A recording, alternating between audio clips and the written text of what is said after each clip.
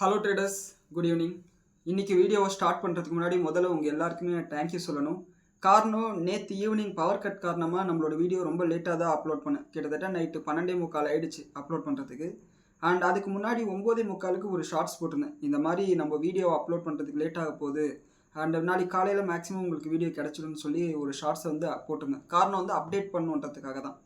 ஆனால் அதுக்கு வந்து மிகப்பெரிய ஒரு ரெஸ்பான்ஸ், ரொம்ப பாசிட்டிவான கமெண்ட்ஸ் வந்து எனக்கு வந்தது. அண்டு நான் நிறைய முறை யோசித்தது உண்டு, வேலைக்கு போயிட்டு வந்து டயர்டாக இருக்கும், பேசாமல் படுத்து தூங்கிடலாம் சாப்பிட்டுட்டு அப்படின்ற மாதிரி இருக்கும். இருந்தாலும் கண்டினியூஸாக வீடியோ போடுறதுக்கு உங்களோட லவ் அண்ட் சப்போர்ட் தான் காரணம். அண்ட் நம்மளோட விஜய் அவர்கள் இருக்கார் இல்லையா, சீஃப் மினிஸ்டர் விஜய், அவர் வந்து ஒரு ஸ்பீச்சில் சொல்லியிருப்பார், இந்த கைத்தட்டல்ன்றது ஒரு மிகப்பெரிய போதை அண்ட் அதுக்காக தான் ஓடுறேன்ட்டு. ஸோ அதை வந்து நான் எக்ஸ்பீரியன்ஸ் பண்ண நேற்று. ரொம்ப ரொம்ப தேங்க்யூ உங்களோட சப்போர்ட்டுக்கு. அண்ட் இன்னைக்கான இந்த வீடியோவை நம்ம வந்து என்னென்ன பார்க்க போகிறோம்னா, இந்த ஈரானுக்கும் அமெரிக்காவுக்கும் நடுவில் டீல் சைன் பண்ண போகிறாங்க, அது அக்ரிமெண்ட்ன்றாங்க, மெமரண்டம் ஆஃப் அண்டர்ஸ்டாண்டிங்ன்றாங்க. ஸோ அதை சைன் பண்ண போகிறாங்கன்னு சொல்லிட்டு நேற்று பார்த்துருந்தோம். ஆனால் இன்றைக்கி ஃபுல்லாக வந்து கான்ஃப்ளிக்டிங்கான ரிப்போர்ட்ஸும் சரி, ஸ்டேட்மெண்ட்ஸும் சரி, அதே மாதிரி இன்றைக்கும் யூஎஸ் ஃபோர்ஸஸும் ஈரானோட ஐஆர்ஜிசியும் ஒருத்தனை அடிச்சிட்டு இருக்காங்க. அவங்களோட ட்ரோன்ஸை சுட்டு வீழ்த்தி இருக்கிறதா சொல்லியிருக்காங்க. ஒமன் கிட்ட நம்மளோட இந்தியர்கள் போன இன்னொரு கப்பலும் வந்து இன்சிடென்ட்டுக்குள்ளார ஆயிருக்கு அப்படின்னு சொல்லியிருக்காங்க. அது எல்லாத்த பற்றி டீட்டெயில்டாக பார்க்க போகிறோம். அண்ட் அது மட்டும் இல்லாமல் நம்மளோட இந்தியாவோட மே மாதத்துக்கான சிபிஐ இன்ஃப்ளேஷன் டேட்டா ரிலீஸ் ஆயிருக்கு. அண்ட் அதன் காரணமாக நம்மளோட ஆர்பிஐ என்ன டிசிஷன் எடுக்க போகிறாங்கன்றதை பற்றி பேசியிருக்கோம். அண்ட் இப்போ நம்மளோட மார்க்கெட்டுக்கு இந்த ஈரான் அமெரிக்கா பிரச்சனை ஆல்மோஸ்ட் முடிஞ்ச மாதிரி தான். ஏன்னா ஈவினிங் 4 மணிக்கு பார்த்தீங்கன்னா பாகிஸ்தான் பிரைம் மினிஸ்டர் ஒரு போஸ்ட்டை போட்டிருக்காரு. அதில் வந்து அடுத்த 24 மணி நேரத்துக்குள்ளார டீல் வந்து சைன் பண்ணிடுவாங்க அப்படின்னு சொல்லிட்டு சொல்லியிருக்காரு. ஸோ மேக்ஸிமம் நல்லது நடக்கும்னு சொல்லிட்டு எதிர்பார்க்கலாம். இது முடிஞ்சதுக்கப்புறம் இன்னும் சில பிரச்சனைகள் நம்மளோட இந்தியாவுக்கு இருக்குது. ஆனால் அந்த பிரச்சனையும் வந்து அந்தளவுக்கு பெரிய பிரச்சனை இல்லைன்னு சொல்லிட்டு எனக்கு தோணுது. அதுக்கான காரணங்கள் என்னன்னு சொல்லிட்டு நான் எக்ஸ்பிளைன் பண்ணுறேன். அண்டு நம்மளோட ஒசூர் பக்கத்தில், கிருஷ்ணகிரி பக்கத்தில் ஒசூர் இருக்குது. அந்த ஒசூரில் டாடா எலக்ட்ரானிக்ஸோட ஒரு ஃபேக்ட்ரி இருக்குது. அங்கே இந்த ஆப்பிள் ஐஃபோன் இருக்கு இல்லையா, அதனோட உதிரி பாகங்களை மேனுஃபேக்சர் பண்ணுறாங்க. அந்த கம்பெனிக்கு தமிழ்நாடு கவர்மெண்ட் கிட்டேருந்து ஒரு வார்னிங் போயிருக்கு. அண்ட் அந்த வார்னிங் அவங்க வந்து ஒபே பண்ணி அந்த கரெக்ஷன்ஸ் எல்லாம் பண்ணாமல் இருந்தால் அங்கே ஆப்ரேஷன்ஸ் ஷட் டவுன் ஆகிறதுக்கு வாய்ப்பு இருக்குது. இது ரொம்ப பெரிய விஷயம்னு சொல்லிட்டு நான் பார்க்குறேன். காரணம் என்னென்னா, இங்கே கிருஷ்ணகிரியில் நிறைய பேர் அந்த கம்பெனிக்கு வேலைக்கு போகிறாங்க. அவங்களோட வாழ்வாதாரம் அதை பொறுத்து தான் இருக்குது. அதை பற்றி வந்து பார்த்துருவோம். And Zomato, Swiggy, Uber, Ola, Rapido இந்த மாதிரி வெப்சைட்ஸில் ஒர்க் பண்ணக்கூடிய கிக் ஒர்க்கர்ஸ், இந்த கிக் ஒர்க்கர்ஸ்ன்னு சொல்கிறவங்க நார்மல் ஒர்க்கர்ஸ் வர மாதிரி கிடையாது. அவங்க லேபர் லாஸ்குள்ளார வரமாட்டாங்க. அவங்களுக்கு பிஎஃப் இருக்கட்டும், கிராஜுவிட்டி இருக்கட்டும், இந்த மாதிரி எதுவுமே வராது. ஸோ அவங்களுக்காக தனியாக கவர்மெண்ட் வந்து ஒரு வெப்சைட் வந்து லான்ச் பண்ணியிருக்காங்க. அதில் ரிஜிஸ்டர் பண்ணணும்னு சொல்லியிருக்காங்க. அண்ட் அதுக்கான லாஸ்ட் டேட் அண்ட் அந்த வெப்சைட்டில் ரிஜிஸ்டர் பண்ணுறதுனால அந்த மாதிரி ஒர்க்கர்ஸ்க்கு வந்து என்ன பெனிஃபிட் கிடைக்குன்றதை பற்றி டீட்டெயில்டாக பார்க்க போகிறோம். இந்த வீடியோ ஃபுல்லாக பாருங்கள். இந்த வீடியோ பற்றின உங்களோட கருத்துக்களை கீழே கமெண்ட்டில் சொல்லுங்கள். இப்போ வீடியோக்குள்ளே போகலாம். முதல்ல நேற்று ஈவினிங் நம்மளோட மார்க்கெட் அனாலிசிஸ் வீடியோவில் பேசியிருந்தோம். இந்த மாதிரி ஈரானோட மெஹர் நியூஸும் மத்தியானத்துக்கு மேலே ஒத்துக்கிட்டாங்க. ஓகே, நாங்கள் ஃபைனல் டீலை ஒத்துக்க போகிறோம், சைன் பண்ண போகிறோன்ற மாதிரி ஒத்துக்கிட்டாங்க. ஆனால் நேற்று ஈவினிங் ஒரு 7:10க்கு நம்மளோட டைமிங்க்கு அமெரிக்கன் பிரசிடென்ட் வந்து ரொம்ப காட்டமாக ஒரு போஸ்ட்டை போட்டிருக்காரு. அதில் அவர் என்ன சொல்லியிருக்காருன்னா, ஈரானை வந்து நம்பத்துக்கு தகுதி இல்லாத ஒரு ஆட்கள், அவங்க வந்து இந்த டீலில் இருக்கக்கூடிய டேர்ம்ஸை எதுக்கு லீக் பண்ணாங்க அப்படின்னு சொல்லிட்டு கேட்டிருக்காரு. அவர் பயன்படுத்தின எக்ஸாக்டான words, the terms that Iran leaked out to the fake news have nothing to do with the terms that were agreed to in writing. அதாவது இவங்க லீக் பண்ண டேர்ம்ஸுக்கும் நாங்கள் ஒத்துக்கிட்ட டேர்ம்ஸுக்கும் சம்மந்தமே கிடையாதுன்னு சொல்லியிருக்காங்க. What they said including their weak and pathetic statement on having a deal bears no relation to the truth. Very dishonourable persons to deal with them there is no such thing as dealing in good faith. Amazing. Also, their totally rebuffed drone attack last night against Indian ships leaving Strait of Hormuz is totally unacceptable. அதாவது இந்தியர்கள் போன கப்பல்கள் மேலே America தான் தாக்குதல் பண்ணாங்க, அதுதான் உண்மை. இவர் வந்து மாற்றி பேசுகிறாரு. ஆனால் உண்மையாக அட்டாக் பண்ணது அமெரிக்காவோட வார்ஷிப்ஸ் தான். அதுக்கு நம்மளோட மினிஸ்ட்ரி ஆஃப் எக்ஸ்டர்னல் அஃபேர்ஸும் சரி, நம்மளோட அம்பாசிடர்ஸும் சரி, எல்லாருமே வந்து அமெரிக்கா ஆஃபீஸர்ஸை கூப்பிட்டு கண்டனம் தெரிவிச்சிருக்காங்க. இப்படி இருக்கும்போது நேற்று இந்த மாதிரி ஒரு போஸ்ட்டை போடுறாரு. அண்ட் இந்த போஸ்ட்டை போட்டதுக்கப்புறம் மறுபடியும் வந்து ஒரு சின்ன ஒரு சலசலப்பு வந்து மார்க்கெட்ஸில் வர ஆரம்பிக்குது. ஆனால் அதுக்கப்புறம் அது அப்படியே மெதுவாக ஃபேட் அவுட் ஆகிடுச்சு. அண்ட் இதை தொடர்ந்து ஈரானோட ஃபாரின் மினிஸ்டர் அப்பாஸ் அர்காச்சி அவர்கள் ரொம்ப பாசிட்டிவான ஸ்டேட்மெண்ட் பண்ணியிருக்காரு. அதாவது இவராக இப்படி பேசுகிறாரு என்ற மாதிரி இருந்தது. அவர் என்ன சொல்லியிருக்காருன்னா, இஸ்ரேல் மாதிரியான எதிரிகள் ஈரானுக்கும் அமெரிக்காவுக்கும் நடுவில் டீல் முடியக்கூடாதுன்னு சொல்லிட்டு நினைக்கிறாங்கன்னு சொல்லியிருக்காங்க. அண்ட் அது மட்டும் இல்லாமல் இந்த இன்ட்ரீம் டீல், அதாவது இந்த எம்ஓயூவை சைன் பண்ண அடுத்த நிமிஷம் ஸ்டேட் ஆஃப் ஹார்மஸ் ஓப்பன் பண்ணிடுவோன்னு சொல்லியிருக்காரு. அண்ட் அது மட்டும் இல்லாமல் இந்த இப்போ சைன் பண்ண போகிற இந்த டீலில் நியூக்ளியர் யுரேனியத்தை பற்றி என்ரிச்டு யுரேனியத்தை பற்றி நாங்கள் எதுவும் பேசலை, அதை பற்றி நாங்கள் பின் நாட்களில் வந்து பேசிப்போன்ற மாதிரி சொல்லியிருக்காங்க. அண்ட் மெமரண்டம் ஆஃப் அண்டர்ஸ்டாண்டிங்ன்றது எப்போ வேணாலும் அதில் சேஞ்சஸ் கொண்டு வரலாம், தேவைப்பட்ட சில கிளாஸஸை நீக்கலாம், சில கிளாஸஸை சேர்க்கலாம். ஸோ அது வந்து கம்ப்ளீட்டாக சேஞ்சபிள் தான் சொல்லியிருக்காரு. அண்டு இந்த போர் ஆரம்பிக்கிறதுக்கு முன்னாடி ஈரான் இருந்ததை விட இப்போ வந்து ஸ்ட்ராங்காக இருக்காங்க அப்படின்னு சொல்லிட்டு இவர் சொல்லியிருக்காரு. இவர் ஈரான் ஸ்ட்ராங்காக இருக்குன்னு சொல்கிறது முக்கியம் கிடையாது, முக்கியமாக இஸ்ரேல்காரங்களே அதை சொல்லியிருக்காங்க. அதை பற்றி பின்னாடி பார்ப்போம். அண்ட் அது மட்டும் இல்லாமல் ஈரான் இந்த போரில் ஜெயிச்சிருக்கு, இந்த அமெரிக்காவுடனான போரில் எங்களுக்கு தான் வெற்றி அப்படின்னு சொல்லிட்டு ஈரான் சொல்லியிருக்காங்க. இது வந்து ஒரு ஸ்ட்ராட்டஜிக் விக்ட்ரின்னு சொல்லியிருக்காங்க. அது உண்மைதான். ஏன்னா ஸ்டேட் ஆஃப் ஹார்மோஸில் பிளாக்கேடை மட்டும் இவங்க பண்ணாமல் இருந்திருந்தா, இப்போ அமெரிக்கா அடிக்கிறான்றதுக்காக அமெரிக்காவை மட்டும்தான் நான் அடிப்பேன்னு சொல்லிட்டு இவங்க கல்ஃப் கண்ட்ரிஸை அடிக்காமல் இருந்திருந்தா கண்டிப்பாக ஈரானை வந்து துவம்சம் பண்ணியிருப்பாங்க. அதில் மாற்று கருத்தே இல்லை. எப்பெல்லாம் ஈரான் மேலே அடிக்கிறாங்களோ அப்போல்லாம் வந்து gulf countries Saudi Arabia, Kuwait, Qatar, Bahrain, UAE இவங்க எல்லார் மேலேயும் அங்கே இருக்கக்கூடிய எனர்ஜி ஃபீல்ட்ஸ் மேலெல்லாம் அட்டாக் பண்ணதுனால தான் அமெரிக்காவுக்கு ஒரு ப்ரெஷர் கிரியேட் ஆச்சு. அதே மாதிரி ஸ்டேட் ஆஃப் ஹார்மஸை பிளாக் பண்ணதுனால தான் ஏஷியன் கண்ட்ரிஸ் சைனாவாக இருக்கட்டும், இந்தியாவாக இருக்கட்டும், போதும் பேசாமல் வந்து போரை முடிச்சுக்கோங்கன்னு சொல்லிட்டு கேட்குற அளவுக்கு கொண்டு வந்தாங்க. இது வந்து ஸ்ட்ராட்டஜிக் விக்ட்ரின்னு சொல்லிட்டு அவங்க சொல்கிறதுல தப்பே கிடையாது. அண்ட் அது மட்டும் இல்லாமல் இன்னும் கொஞ்ச நேரத்துலேயே வந்து இந்த யூஎஸ் டீலோட ஃபைனலைசேஷன் நடந்துடும் சொல்லிட்டு நேற்று நைட்டு சொல்கிறார். இது எல்லாமே நேற்று நைட் கொடுத்த ஸ்டேட்மெண்ட்டு. அண்ட் அதை தொடர்ந்து ஈரானோட இந்த என்ரிச்டு யுரேனியத்தை ஒரே ஒரு சொல்யூஷனால தான் வந்து தீர்மானிக்க முடியும். அது என்ன சொல்யூஷன்னா, நாங்களே இதை பிளெண்ட் டவுன் பண்ணிடுறோம் அப்படின்னு சொல்லியிருக்காரு. இந்த பிளெண்ட் டவுன்னா இந்த என்ரிச்டு யுரேனியம் வந்து நார்மலாக இருக்கும் இல்லையா, அது செறிவூட்டப்படணும், அதாவது ஃபில்டர் பண்ணுற மாதிரி. அந்த ப்ராசஸில் இது இப்போ 60% பக்கத்தில் இருக்குது. இந்த 60% வச்சு டர்ட்டி பாம்பு பண்ணலாம். ஒரு கம்ப்ளீட் அணு ஆயுதம் இல்லாமல் ஒரு அணு ஆயுதம் மாதிரியான விஷயத்த பண்ணலாம். விஸ்வரூபம் படத்தில் டர்ட்டி பாம்புன்னு சொல்லிட்டு சொல்லுவாங்க. யாராவது பார்த்துருந்தீங்கன்னா கீழே கமெண்ட்டில் பண்ணுங்கள்.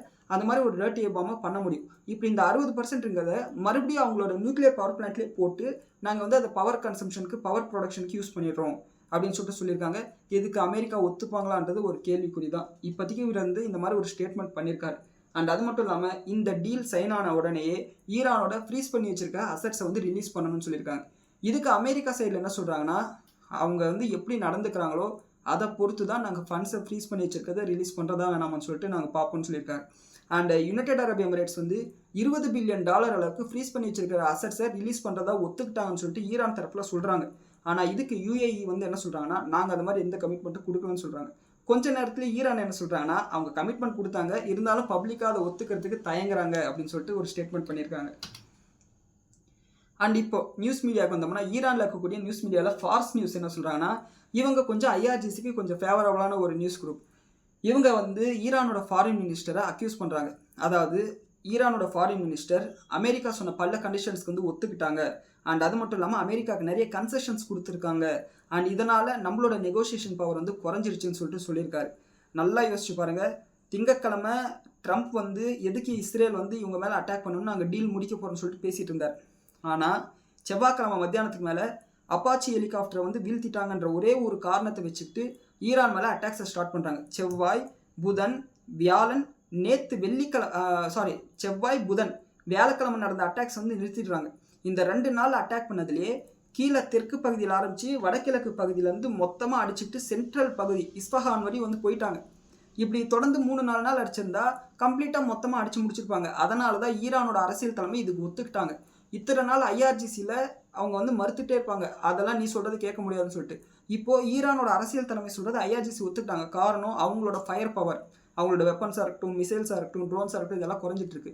இந்த வியாழக்கிழமை நடந்த அட்டாக்ஸில் ஈரான் வந்து குவைத் இன்டர்நேஷ்னல் ஏர்போர்ட்டில் வந்து போட்ட அட்டாக்ல 2 மிசைல்ஸ் தான் யூஸ் பண்ணியிருக்காங்க. மிச்சம் எல்லாமே ட்ரோன்ஸை தான் யூஸ் பண்ணியிருக்காங்க. ஸோ அவங்களோட மிசைல் ஸ்டாக் பைல்ஸ் அந்தளவுக்கு கம்மியாக இருக்குன்றது நோட் பண்ண வேண்டிய விஷயம். அப்படி இருக்கும்போது அவங்க டீலுக்கு வரது கரெக்டான விஷயம் தான். ஆனால் இந்த நியூஸ் குரூப் இந்த மாதிரி வந்து கண்டனத்தை தெரிவிச்சிருக்காங்க. அண்ட் அது மட்டும் இல்லாமல் இன்றைக்கி காலையில் வந்த நியூஸ் ரிப்போர்ட்ஸ் என்னென்னா, இப்போயும் கூட அமெரிக்காவோட படைகளுக்கும் ஈரானோட ஐஆர்ஜிசிக்கும் கிளாஷஸ் நடந்துட்டுருக்குன்ட்டும், கொஷம் ஐலண்டில் அதே மாதிரி சிரிக் மாவட்டத்தில் வந்து அட்டாக்ஸ் நடந்துட்டு இருக்கிறதா சொல்லியிருக்காங்க. இதெல்லாம் வந்து தெற்கு பகுதிகளில் இருக்கக்கூடிய மாவட்டங்கள். அண்ட் 2 ட்ரோன்ஸ், ஈரானோட 2 ட்ரோன்ஸை சுட்டு வீழ்த்திருக்கிறதா அப்படின்னு சொல்லிட்டு அமெரிக்காவோட படைகள் சொல்லியிருக்கு. ஈரானோட ராய்டர்ஸ் ரிப்போர்ட் வந்து என்ன சொல்கிறாங்கன்னா, ஈரானோட இந்த அஃபென்சிவ் ட்ரோன் அட்டாக்னால கமர்ஷியல் ஷிப்ஸோட போக்குவரத்து பாதிக்கப்படுதுன்னு சொல்லிட்டு ராய்டர்ஸ் ரிப்போர்ட் சொல்கிறாங்க. இந்த மாதிரி ரிப்போர்ட் வந்த உடனே யூஎஸோட சென்காம் ஸ்டேட் ஆஃப் ஹார்மஸில் மறுபடியும் சர்வைலன்ஸை பலப்படுத்துங்க அப்படின்னு சொல்லிட்டு அவங்களுக்கு வந்து இன்ஸ்ட்ரக்ஷன்ஸை கொடுத்துருக்காங்க. இது வந்து ஈரானோட ஃபாஸ்ட் நியூஸ் சொன்னது. ஈரானோட ஐஆர்பி மீடியா இருக்குது, இவங்க வந்து இன்னொரு குரூப். இவங்க வந்து அரசியல் தலைமைக்கு கொஞ்சம் க்ளோஸாக இருக்கிறவங்க. இவங்க என்ன சொல்கிறாங்கன்னா, இந்த எம்ஓயு இப்போ நாளைக்கோ நாளைக்கோ சைன் பண்ணக்கூடிய எம்ஓயு இன்டர்னல் ரிவ்யூவில் இருக்குது அப்படின்னு சொல்கிறாங்க. அங்கே இருக்கக்கூடிய அத்தாரிட்டிஸ் வந்து ரிவ்யூ பண்ணிட்டு இருக்காங்கன்னு சொல்லிட்டு சொல்கிறாங்க. அண்ட் அது மட்டும் இல்லாமல் ஈரானோட ஃபாரின் மினிஸ்டர் வந்து நேற்று ஈவினிங் ஒரு போஸ்ட்டை போடுறாரு. முன்ன எப்பயும் இல்லாத அளவுக்கு டீலை சைன் பண்ணுறதுக்கு ரொம்ப நெருக்கத்தில் நாங்கள் வந்துட்டோன்ற மாதிரி சொல்கிறாங்க. இந்த போஸ்ட்டை அப்படியே சோஷியல் மீடியாவில் ட்ரம்ப் வந்து அவரோட ஹேண்டலில் போட்டு இது வந்து ரொம்ப ரொம்ப பாசிட்டிவான ஸ்டேட்மெண்ட் சொல்கிறார். எப்போது ஈரான் வந்து நம்பத்தகுந்த மனிதர்கள் இல்லைன்னு 7 மணிக்கு சொல்லிட்டு 8 மணிக்கு இந்த ஸ்டேட்மெண்ட்டை ட்ரம்ப் சொல்கிறார். இந்த ஸ்டேட்மெண்ட் ரொம்ப ரொம்ப பாசிட்டிவான ஸ்டேட்மெண்ட் அப்படின்னு சொல்லிட்டு சொல்கிறார். அண்ட் இது எல்லாமே பாசிட்டிவான விஷயமாக பார்க்கப்படுது. ஆக்சிஸோட செய்தி ஊடகம் என்ன சொல்கிறாங்கன்னா, இந்த டீல் ஞாயிற்றுக்கிழமையோ இல்லை திங்கக்கிழமையோ வந்து சைன் ஆகிறதுக்கு வாய்ப்பு இருக்குன்னு சொல்லிட்டு சொல்லியிருக்காங்க. ஸோ அதையும் வெயிட் பண்ணி பார்க்கணும். ஆனால் இன்னைக்கு இப்போ 2 மணி நேரத்துக்கு முன்னாடி 4:30 மணிக்கு வந்த அப்டேட் என்னன்னா, பாகிஸ்தானோட பிரைம் மினிஸ்டர் என்ன சொல்லிட்டாருன்னா, இந்த டீல் இன்னும் 24 மணி நேரத்துக்குள்ள ஃபைனலைஸ் ஆகிடும். அதே மாதிரி டெக்னிக்கல் டீம் கூட நாங்கள் பேசிகிட்டு இருக்கோம், இந்த டீலை வந்து டிஜிட்டலாக சைன் பண்ண போகிறோம் அப்படின்னு சொல்லிட்டு சொல்லியிருக்காங்க. நேற்று மத்தியானம் மெஹர் நியூஸில் வந்த செய்திகளாக இருக்கட்டும், அண்ட் நேற்று அமெரிக்கன் பிரசிடென்ட் G7 அஃபிஷியல்ஸ் எல்லாம் சொன்னது என்னென்னா, யூரோப்பில் ஜெனீவாவில் வச்சு இந்த டீல் சைன் பண்ணப்படும் அப்படின்னு சொல்லிட்டு தான் நம்ம எல்லாருமே எதிர்பார்த்தோம். அவங்களும் அப்படி தான் சொன்னாங்க. ஆனால் இன்னைக்கு மத்தியானத்துலேருந்து வந்த அப்டேட்ஸ் இப்போ 4:30 மணிக்கு பாகிஸ்தான் பிரைம் மினிஸ்டர் சொன்னது படி பார்க்கும்போது டீல் வந்து டிஜிட்டலாக சைன் பண்ணப்படும் அப்படின்னு சொல்லிட்டு சொல்லியிருக்காங்க. யாரும் நேரில் வரப்போதில்ல, ஒர்க் ஃப்ரம் ஹோம் மாதிரி எல்லாரும் அங்கங்கே இருந்துட்டு ஓகே சைன் அப்படின்னு சொல்லிட்டு முடிக்க போகிறாங்க. ஸோ இதுக்கான டெக்னிக்கல் பாசிபிலிட்டிஸ் என்னன்னு சொல்லிட்டு பாகிஸ்தான் வந்து மேற்பார்வையிட்டு இருக்கதா சொல்லியிருக்காங்க. அண்ட் இது இப்படி இருக்கும்போது இஸ்ரேலில் இப்போ ஈரானில் எப்படி ஃபாரின் மினிஸ்டர் போட்டு அடிச்சிட்டு இருக்காங்களோ அதே மாதிரி இஸ்ரேலில் நெத்தன்யாகுவை போட்டு அப்போசிஷன் பார்ட்டிஸ் எல்லாம் விமர்சிச்சுட்டு இருக்காங்க. என்னன்னா, நெத்தன்யாகு வந்து எதுக்கு இந்த போரை ஆரம்பிச்சாரு, ஈரானில் ரெஜிம் சேஞ்சை கொண்டு வரணுன்ட்டு தான். அதில் ஜெயிச்சாரானா இல்லை. அண்ட் அது மட்டும் இல்லாமல் ஈரான் இந்த போர் ஆரம்பிக்கிறதுக்கு முன்னாடி எந்த அளவுக்கு பலமாக இருந்தாங்களோ அதை விட இப்போ பலமாக இருக்காங்க, ரொம்ப இண்டிபெண்ட்டாக இருக்காங்க. ஏன்னா இப்போ அவங்க நினச்சா ஸ்டேட் ஆஃப் ஹார்மோஸ் எப்போ வேணாலும் திறக்கலாம், மூடலாம். ஸ்டேட் ஆஃப் ஹார்மோஸோட கண்ட்ரோலில் நாங்கள் இதுக்கு மேலே கொடுக்க மாட்டோம்னு சொல்லிட்டு அவங்களும் சொல்லிட்டாங்க. அண்ட் அது மட்டும் இல்லாமல் ஈரான் ஒரு ஸ்டேட்மெண்ட் பண்ணியிருக்காங்க. இந்த ஸ்டேட் ஆஃப் ஹார்மோஸை பற்றின ஒரு ஜாயிண்ட் ஸ்டேட்மெண்ட்டை நாங்களும் ஒமானும் சேர்ந்து இன்னும் கொஞ்சம் நேரத்தில் ரிலீஸ் பண்ண போகிறோம்னு சொல்லியிருக்காங்க. அது ரிலீஸ் ஆன உடனே நம்மளோட வாட்ஸ்அப் சேனலில் போடுறேன். அது ரொம்ப முக்கியமான விஷயம். ஒருவேளை இந்த டீலே கெடுக்கிற மாதிரி ஏதாவது ஒரு ஸ்டேட்மெண்ட் இருந்தால் நான் வந்து ஷார்ட்ஸ் ஃபார்ம்லேயே நான் உங்களுக்கு அப்டேட் பண்ணுறேன். ஆனால் மேக்ஸிமம் வந்து டீல் சைன் ஆகிடும். ஏன்னா பதிலுக்கு அடிக்கிற அளவுக்கு ஈரான் கிட்ட ஃபயர் பவர் இல்லை. இந்த பக்கம் அமெரிக்காவுக்கு வந்து இப்போ மிட் டேர்ம் எலெக்ஷன் வரப்போகுது. ஸோ இவங்களுக்கும் வந்து பார்த்தீங்கன்னா இது வந்து இந்த டீலை முடிச்சுக்கலான்ற நிலைமைக்கு வந்திருக்காங்க. காரணம், அமெரிக்கன் பிரசிடென்ட் ட்ரம்ப் வந்து நெத்தன்யாகுவுக்கு ஃபோனில் பேசியிருக்காரு. இதை வந்து ஆக்சிஸோட செய்தி ஊடகம் தான் வந்து வெளியிட்டிருக்காங்க. அதில் ட்ரம்ப் வந்து நெத்தன்யாகு கிட்ட என்ன சொல்லியிருக்காருன்னா, this is the deal, it is a great deal and it is time to end this war அப்படின்னு சொல்லிட்டு சொல்லியிருக்காரு.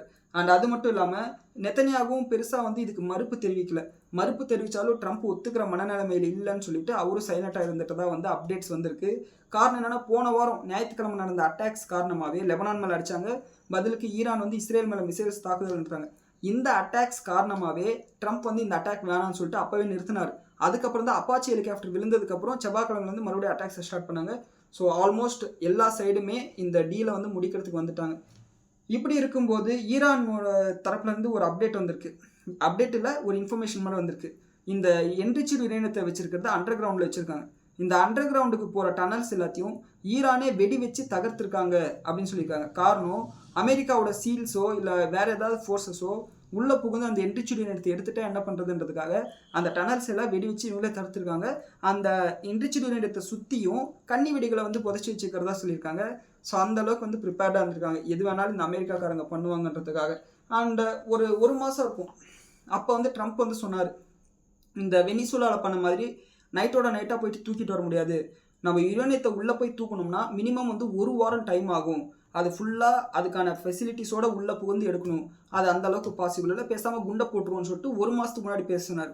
அதாவது அங்கே யுரேனியம் இருக்கிற இடத்துக்கு மேலேயே குண்டை போட்டுருது, அதை கம்ப்ளீட்டாக டெஸ்ட்ராய் பண்ணிடுறதுன்னு சொல்லிட்டு பேசினார். ஸோ இப்போ வந்து அவங்க என்ன சொல்கிறாங்கன்னா, இந்த யுரேனியத்தை பிளெண்ட் டவுன் பண்ணிக்கிறோன்ற மாதிரி சொல்லியிருக்காங்க. அது அந்த 60 நாள் நெகோசியேஷன் டைமில் நடக்கும். ஆனால் நேற்று ஈவினிங் ட்ரம்ப்போட இந்த ஸ்டேட்மெண்ட், இந்த மாதிரி எந்த டீலும் ஃபைனலைஸ் ஆகலை அப்படின்ற ஒரு அன்சர்டினிட்டினால நம்மளோட கிஃப்ட் ஒரு 70 பாயிண்ட் அளவுக்கு கேப் டவுன் சொல்லிட்டு இண்டிகேட் பண்ணது உண்மைதான். ஆனால் க்ரூட் ஆயில் அதே $87 கிலோ வந்துடுச்சு, பிரெண்ட் க்ரூட் ஆயிலே சொல்கிறேன். அண்ட் இந்த ஈரானுக்கும் அமெரிக்காவுக்கும் நடக்க போகிற டீலை வந்து இஸ்லாமாபாத் அக்ரிமெண்ட்னு சொல்லிட்டு ஆக்சிஸ் ரிப்போர்ட் நேற்று சொன்னாங்க.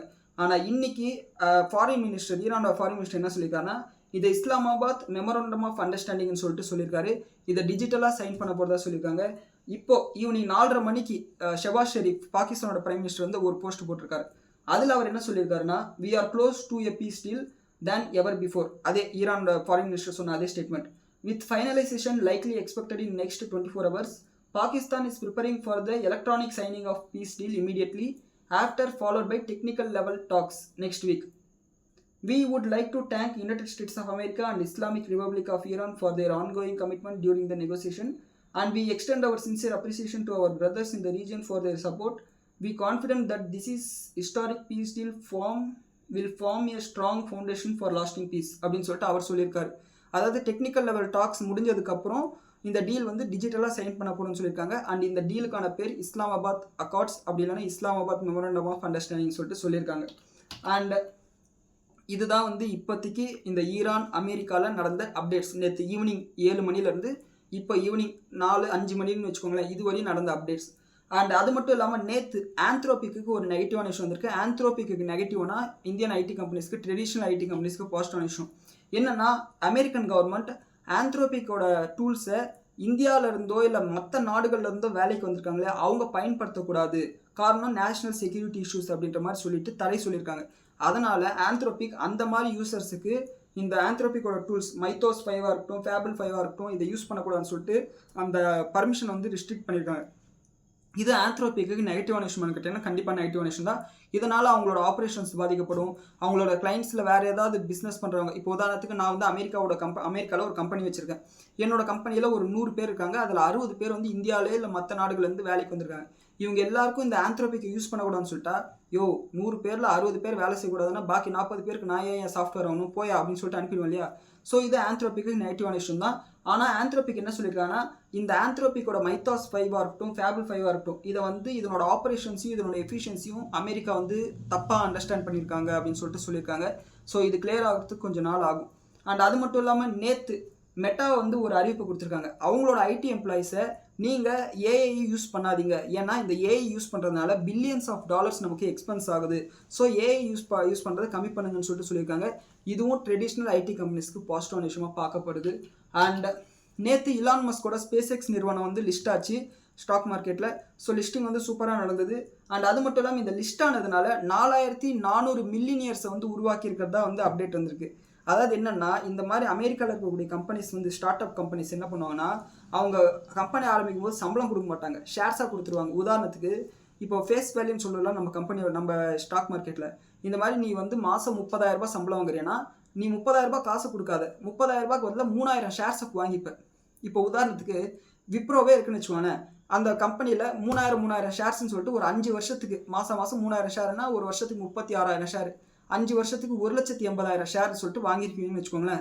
இப்போ அதனோட விலை 200 ரூபா. 5 வருஷம் தான் நீங்கள் அந்த கம்பெனியில் வேலை செஞ்சுருப்பீங்க, 200 ரூபா அந்த ஷேரோட விலை. இப்போ கணக்கு போட்டிங்கன்னா கிட்டத்தட்ட 3,60,00,000 ரூபா மதிப்புள்ள விப்ரோட ஷேர்ஸ் வந்து உங்ககிட்ட இருக்கும்.